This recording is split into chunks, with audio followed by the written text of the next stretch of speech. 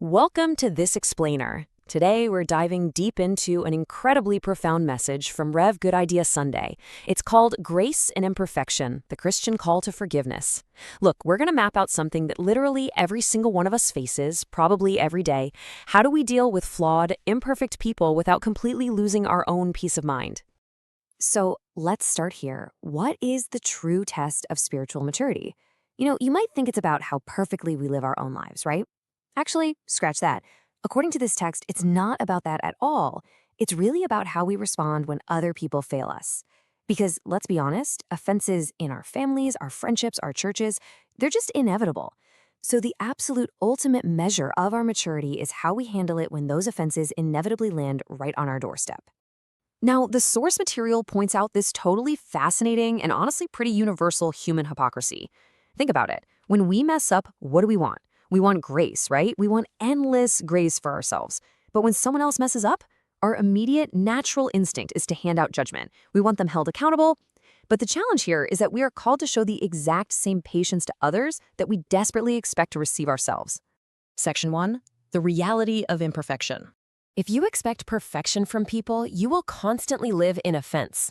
Wow, talk about hitting the nail on the head. Expecting flawlessness from the people around you is basically a guaranteed setup for a lifetime of disappointment. In fact, so many relationships completely break down today just because people flat out refuse to tolerate each other's normal human weaknesses. Instead of tearing each other apart over our faults, God is actually calling us to help, pray for, and restore one another. Section 2, Unpacking Colossians 3:13.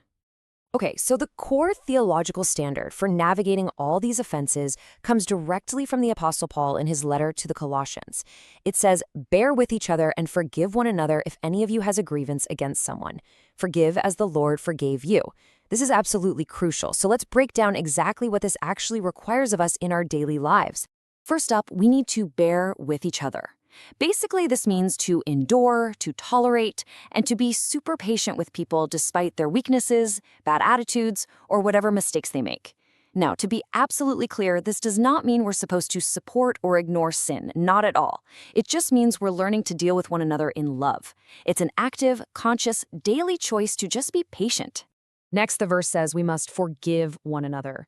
And for believers, you got to understand this isn't just an option. It's not a suggestion. It is an absolute mandatory command from God. It means actively releasing all that bitterness, anger, revenge, and resentment.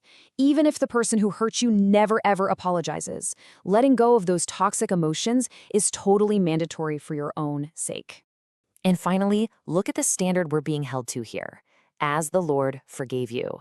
That is the highest possible standard of forgiveness. It's complete, it's sacrificial, and it is totally unconditional.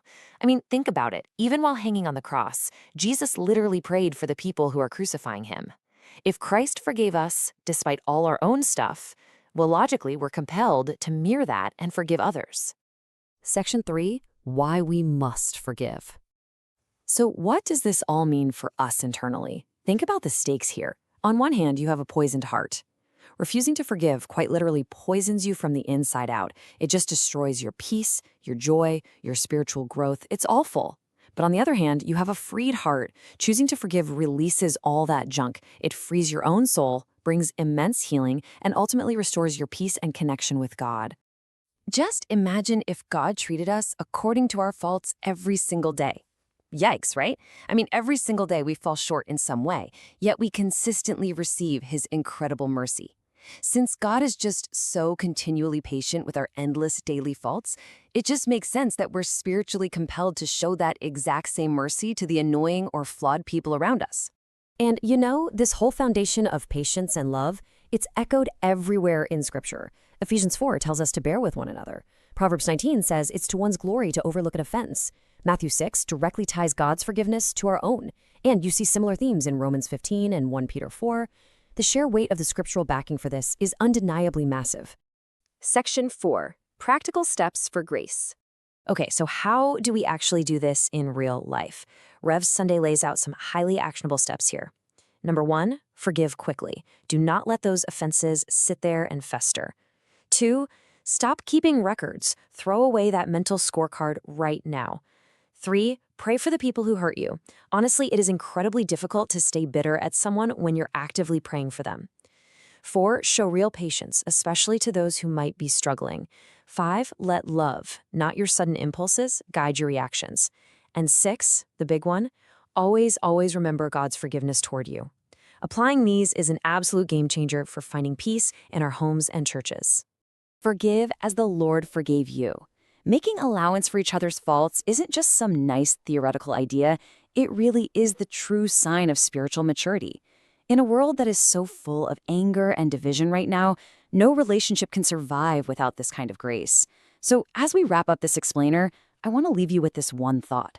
Are you willing to release your right to be offended today in order to become a person of ultimate grace?